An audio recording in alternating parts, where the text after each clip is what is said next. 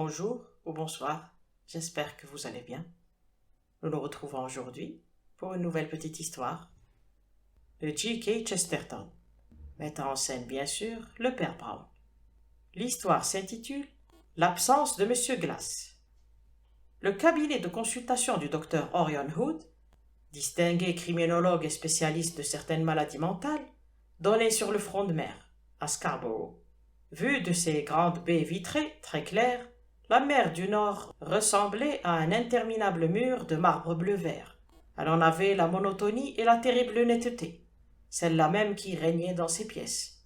Que l'on n'aille pas croire, pourtant, que le luxe et la poésie en étaient exclus. Ils étaient bien présents, mais ils avaient leur place, et on avait l'impression qu'ils n'en bougeaient jamais. Le luxe était là, sur une table, réservée à 8 ou 10 boîtes des meilleurs cigares, toujours disposées de la même façon. Les plus corsés du côté du mur, les plus doux vers la fenêtre. Sur cet hôtel du luxe se trouvait également une cave à liqueurs contenant 3 sortes d'alcool des meilleures marques, à ceci près que, selon certains individus imaginatifs, le whisky, le cognac et le rhum semblaient éternellement figés au même niveau. La poésie était représentée dans le coin gauche de la pièce, qui disparaissait sous les œuvres d'auteurs classiques anglais, tandis que le côté droit était réservé aux ouvrages de médecine anglais et étrangers. Toutefois, si un volume de Chaucer ou Shelley quittait son rayon, ce vide procurait à l'esprit l'agacement occasionné à la langue par l'absence d'une dent de devant. On ne pouvait affirmer que personne ne lisait jamais ces livres. Sans doute cela arrivait-il parfois, mais ils auraient aussi bien pu être enchaînés à leur place, comme les Bibles dans les églises d'antan. Le docteur Hood en agissait avec sa bibliothèque personnelle, comme s'il se fût agi d'une bibliothèque publique. Et si les rayonnages d'œuvres romanesques ou poétiques et la table chargée de cigares et de boissons jouissaient de cette stricte intangibilité scientifique, on imagine l'aura de quasi-sainteté qui entourait les rayons abritant les ouvrages savants et les tables sur lesquelles était exposé un matériel de chimie et de mécanique fragile et quasiment féerique. Le docteur Orion Hood arpentait son appartement, délimité, pour reprendre la terminologie des manuels de géographie, à l'est par la mer du Nord et à l'ouest par les rangs serrés de ses livres de sociologie et de criminologie.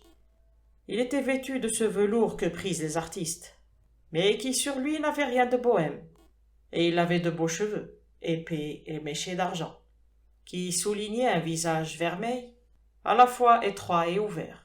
Tout en lui et dans son environnement avait la rigueur et l'agitation de l'immense mer du Nord, face à laquelle il s'était installé, pour des raisons purement hygiéniques.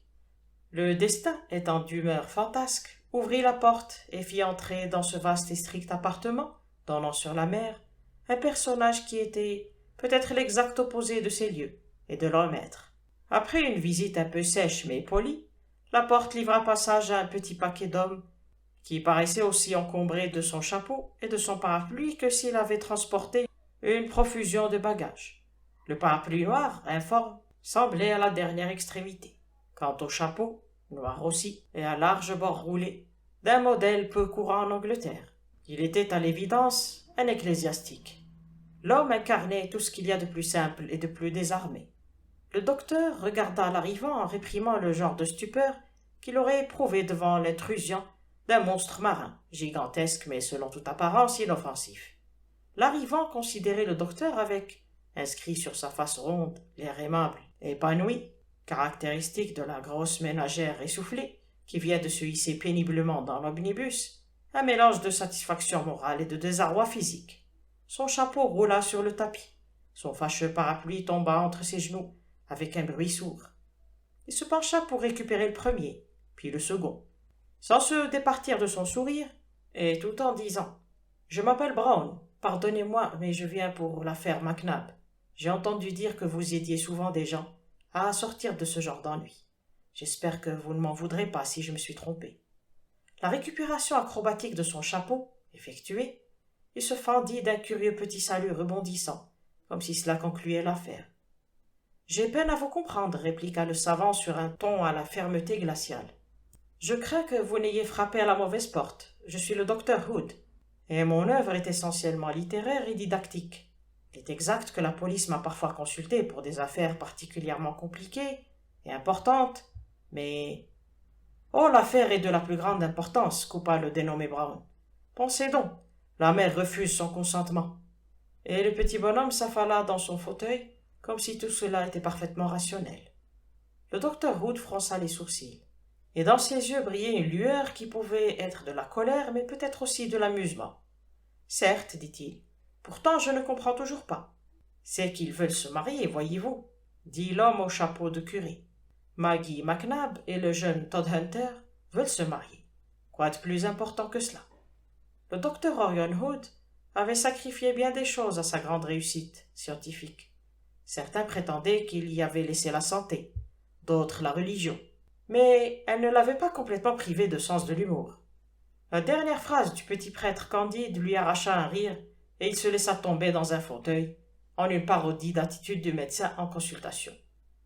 Monsieur Brown, dit-il gravement, la dernière fois qu'on en a fait appel à moi pour débrouiller un problème personnel remonte à plus de 14 ans, et il s'agissait d'une tentative d'empoisonnement sur une personne du président de la République française, lors d'un banquet chez le Lord Mayor. Je crois comprendre que le problème consiste cette fois à déterminer s'il est souhaitable qu'une de vos amies, prénommée Maggie, soit fiancée à un de ses amis, répondant au nom de Todhunter. Eh bien, monsieur Brown, j'ai l'esprit sportif. J'accepte l'affaire.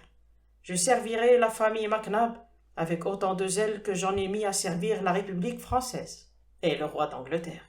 Et même mieux encore, 14 années de mieux. Je n'ai pas d'autre engagement cet après-midi. Exposez-moi donc votre affaire. Le petit prêtre appelé Brown le remercia avec une chaleur indéniable, et néanmoins d'une simplicité subtilement adéquate. Un peu comme s'il remerciait un inconnu dans un fumoir de lui avoir passé des allumettes, et non comme tel était plutôt le cas, le directeur des jardins botaniques royaux de Kew de l'accompagner dans un champ pour chercher un trèfle à 4 feuilles. Après ce grand merci, c'est à peine s'il s'accorda le temps d'une respiration avant de se lancer dans son récit.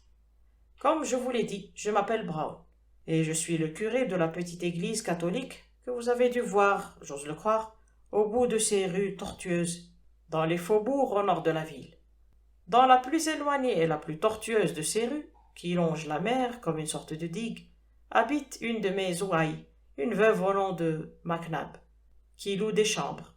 Elle a une fille, c'est une femme très honnête, mais au caractère vif, et elle entretient avec sa fille et ses locataires des rapports... Enfin, il y aurait beaucoup à dire d'un côté comme de l'autre.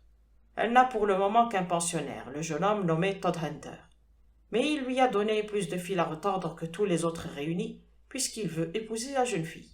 Et la jeune fille demanda le docteur Hood, en dissimulant un immense amusement. Que veut-elle? Eh bien, elle veut l'épouser, s'exclama le père Brown en se redressant avec une sorte d'ardeur. C'est justement ce qui complique terriblement la situation. En effet, c'est un problème insoluble, dit le docteur Hood.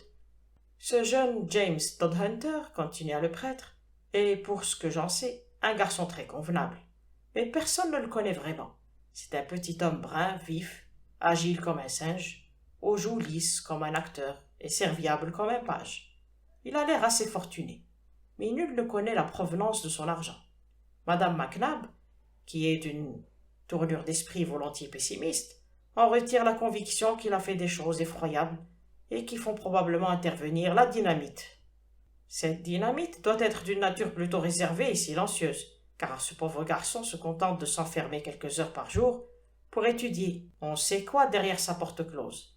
Il affirme que ce secret n'est que passager et justifié, et il promet de s'expliquer avant le mariage. C'est tout ce que l'on peut tenir pour certain, ce qui n'empêcherait pas Madame McNabb de vous en dire davantage, quoiqu'elle n'en sache pas plus. On sait bien le terrain favorable que l'ignorance offre aux fables. Il paraît que l'on entend 2 voix dans la pièce, et que pourtant Todhunter est toujours seul quand on ouvre la porte. Il paraît que l'on a vu un homme mystérieux, très grand, coiffé d'un haut de forme, sortir de la brume au crépuscule, venant apparemment de la mer, traverser doucement les dunes, puis le petit jardin de derrière et s'entretenir avec le locataire par la fenêtre ouverte. La conversation se serait envenimée. Todhunter aurait mis fin à l'altercation en claquant sa fenêtre, et l'homme aux 8 reflets aurait disparu dans le brouillard qui montait la mer. La famille s'entend à raconter cette histoire un peu plus énigmatique, mais je crois que madame Mac Nabbs préfère sa version, selon laquelle l'autre homme, quel qu'il puisse être, sortirait chaque soir du grand coffre dans le coin, qui reste verrouillé toute la journée. Et voilà comment, en s'enfermant dans sa chambre, Todd Hunter ouvre la porte à toutes les fantasmagories des mille et une nuits, alors que nous avons ce petit homme dans sa respectable jaquette noire, aussi ponctuelle qu'une horloge de grand-père, et sans plus de malice que l'agneau qui vient de naître. Il paye son loyer rubis sur l'ongle. Il ne boit pas, il fait preuve d'une gentillesse inébranlable avec les enfants, et peut les occuper pendant toute une journée.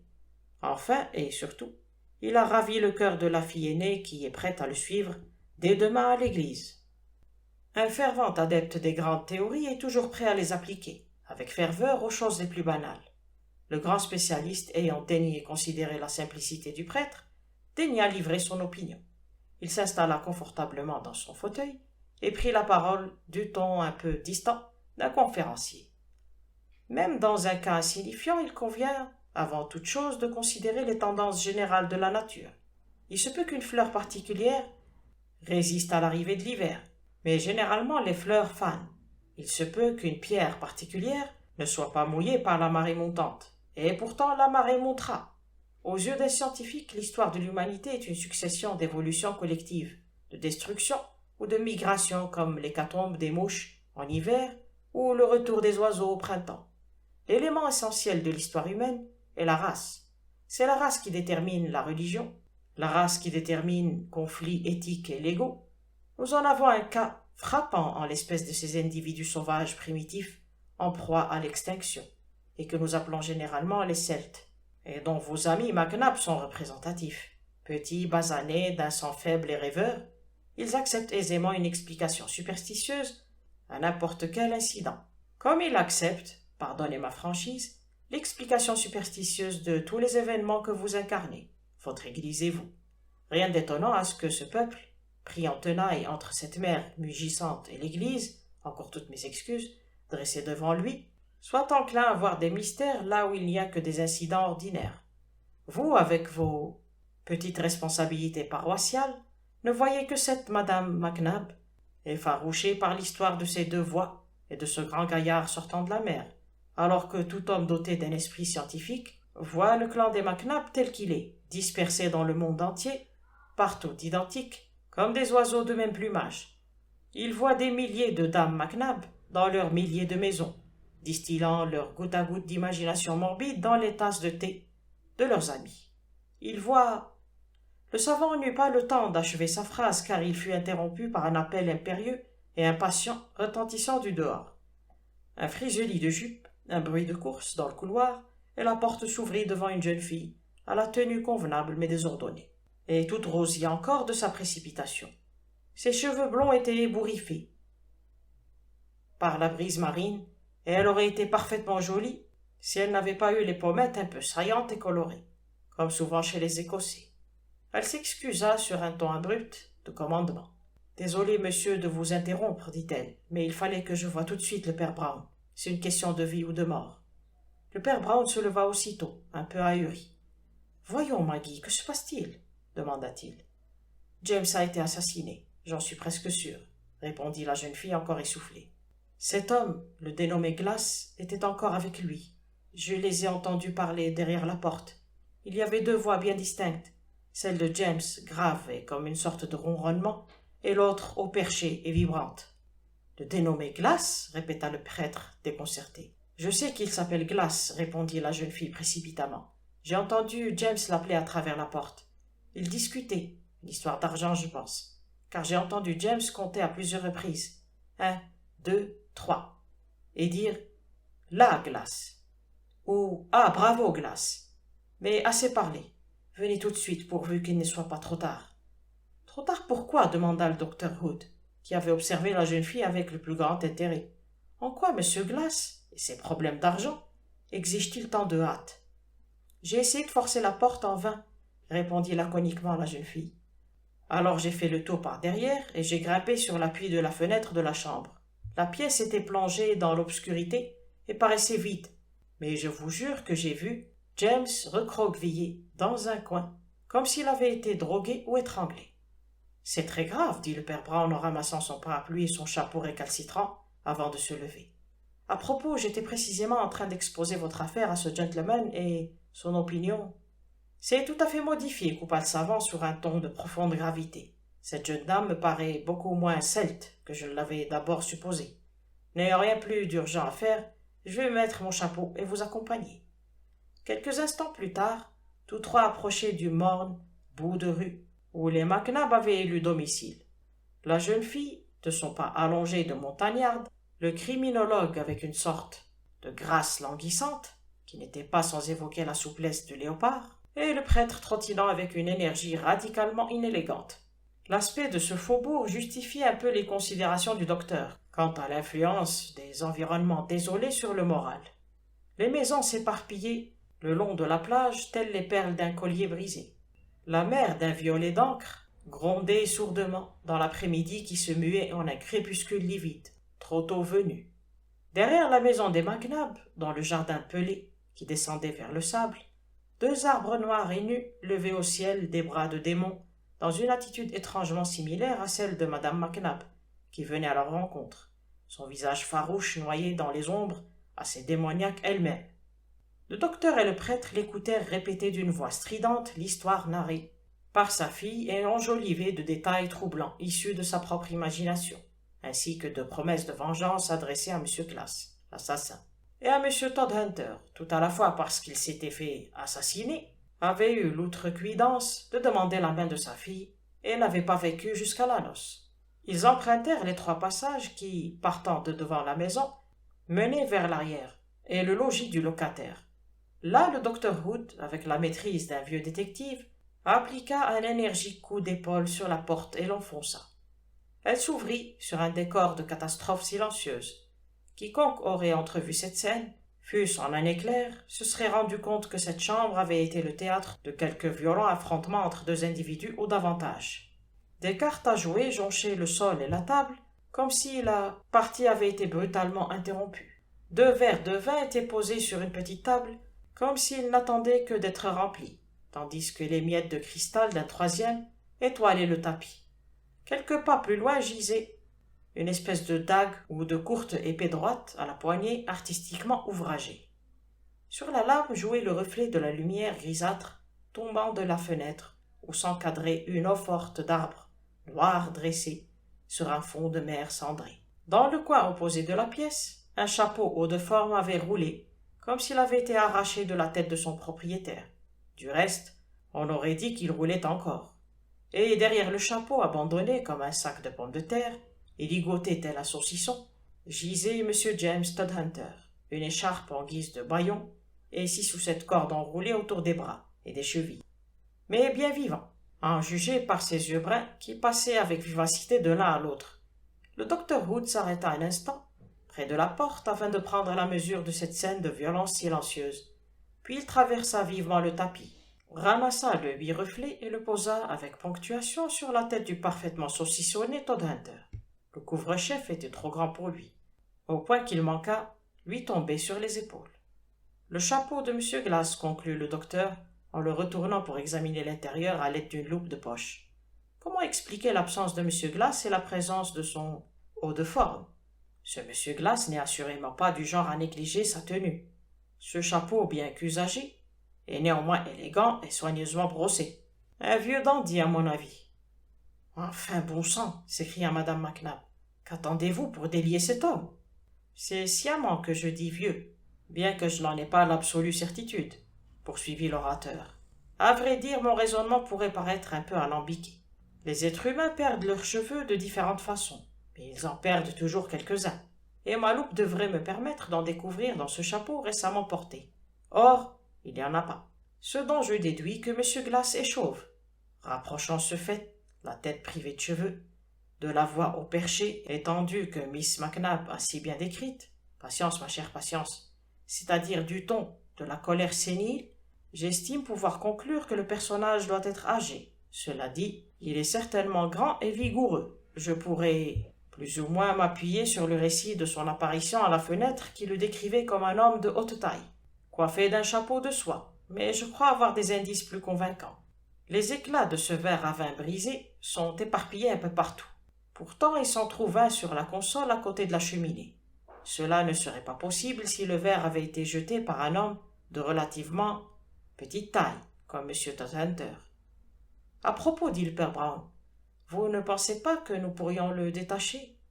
Nous avons encore bien des leçons à tirer de ces verres, continua le spécialiste. Avant toute chose, il se peut que la calvitie ou la nervosité de ce glace ne soit pas due à son âge, mais à une envie dissolue. On sait que M. Todhunter est un homme tranquille, raisonnable, qui ne boit pas d'alcool. Ses cartes et ses verres ne cadrent pas avec ses habitudes. Il n'était là que pour un visiteur déterminé. Mais on peut encore aller plus loin. Il se peut que ce service à vin ait été celui de M. Todhunter. Toutefois, rien n'indique qu'on y ait versé du vin. Alors, que pouvait-il y avoir dans ces verres? La première idée qui me vient à l'esprit, c'est qu'ils auraient pu contenir du cognac ou du whisky, peut-être d'excellente qualité, provenant d'une flasque que M. Glass avait dans sa poche. Nous avons donc, en quelque sorte, le portrait de l'homme, ou du moins, le genre d'homme dont il s'agit. Grand d'un certain âge, élégant quoique un peu dissipé, aimant certainement le jeu et l'alcool, peut-être même plus que de raison. M. Glass est un homme qui ne doit pas être inconnu dans les bas-fonds. « Écoutez, s'écria la jeune fille, si vous ne me laissez pas passer pour le détacher, j'appelle la police. »« Miss Mac Nap, je vous le déconseille vivement, » répondit gravement le docteur Hood. « Père Brown, je vous prierai de bien vouloir calmer vos ouailles, non dans mon intérêt, mais dans le leur. Or, donc, nous avons un aperçu de la physionomie et de la personnalité de M. Glass. À présent, que savons-nous de M. Todhunter?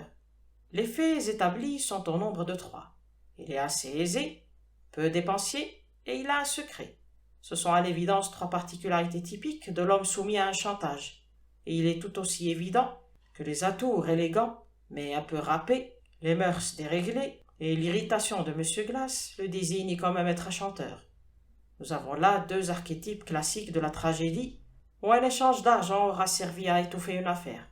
D'un côté, l'homme respectable détenteur d'un secret, et de l'autre, le vautour du West End qui a inventé la mèche. Ces 2 hommes se sont rencontrés ici aujourd'hui, se sont querellés, battus à coups de poing et à l'arme blanche. « Allez-vous le libérer à la fin » demanda la jeune fille avec obstination. Le docteur Wood reposa soigneusement le haut de forme sur la petite table et s'avança vers le prisonnier. Il l'examina attentivement, le retourna même à moitié en le prenant par les épaules, et répondit laconiquement. « Non, je suggère que ces cordes restent là où elles sont, en attendant que nos amis de la police viennent le monoter. » Le père Brown, qui regardait le tapis d'un œil atone, leva sa face ronde. « Et pourquoi cela ?» L'homme de science ramassa l'étrange dague épée et l'inspecta sous tous ses angles, avant de répondre. « Ayant trouvé M. Todhunter ligoté, vous avez tous sauté à la conclusion que c'était M. Glass qui l'avait attaché avant sans doute de filer. Il y a 4 objections à cette hypothèse.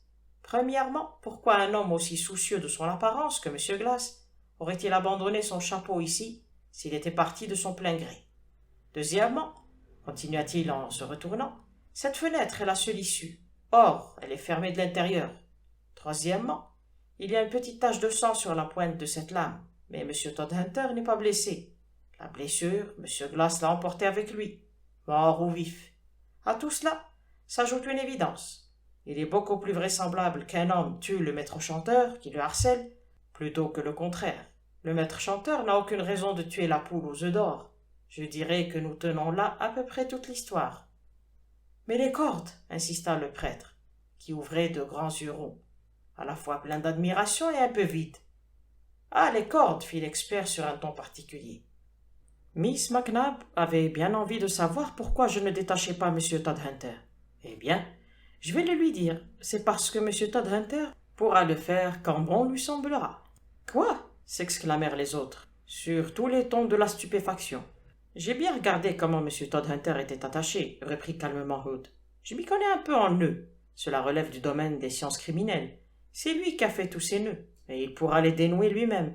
Aucun n'a été fait par un ennemi déterminé à le réduire à l'impuissance. Toute cette affaire de lien est une habile mise en scène conçue pour nous faire croire que c'était lui qui avait perdu le combat, et non le malheureux Glass dont le cadavre doit être enterré dans le jardin ou dissimulé dans la cheminée.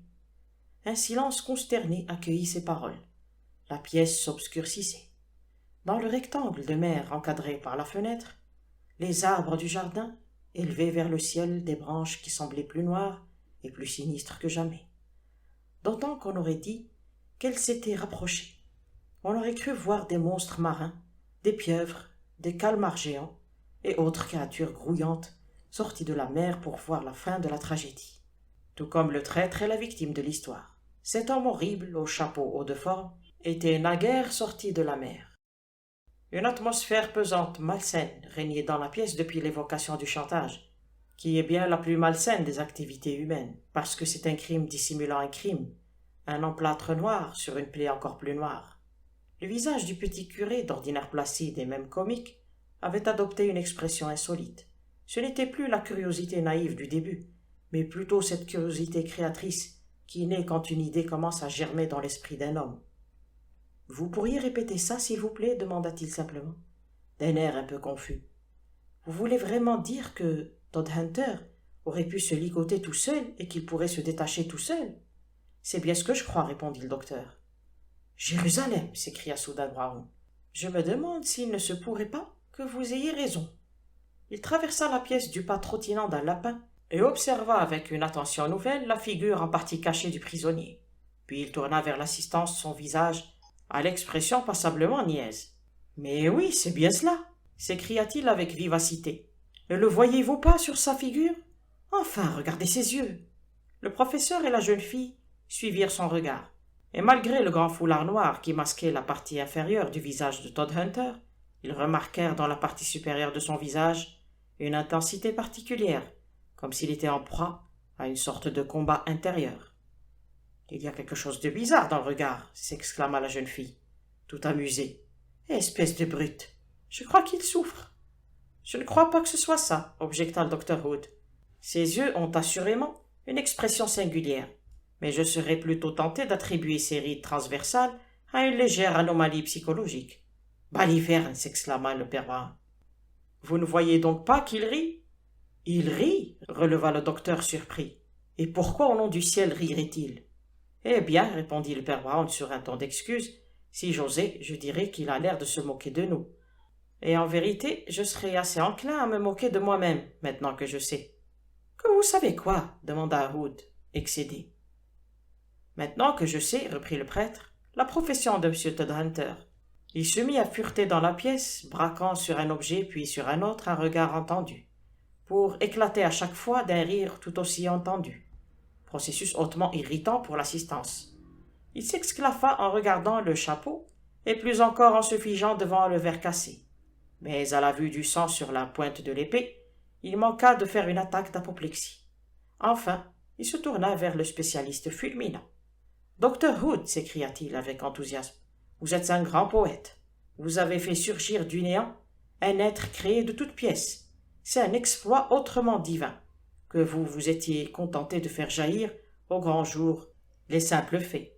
À vrai dire, par comparaison, les faits sont plutôt ordinaires et comiques. »« Je ne vois pas du tout ce que vous voulez dire, » rétorqua le docteur Hood avec hauteur. « Les faits que j'expose sont tous incontestables, quoique inévitablement incomplets. On peut peut-être concéder une certaine place à l'intuition, ou à la poésie si vous préférez, mais seulement parce que les détails correspondants n'ont pas encore été vérifiés. En l'absence de M. Glass. »« C'est ça, c'est exactement ça, » acquiesça le petit prêtre en hochant la tête avec emphase. « C'est la première idée à retenir, l'absence de M. Glass.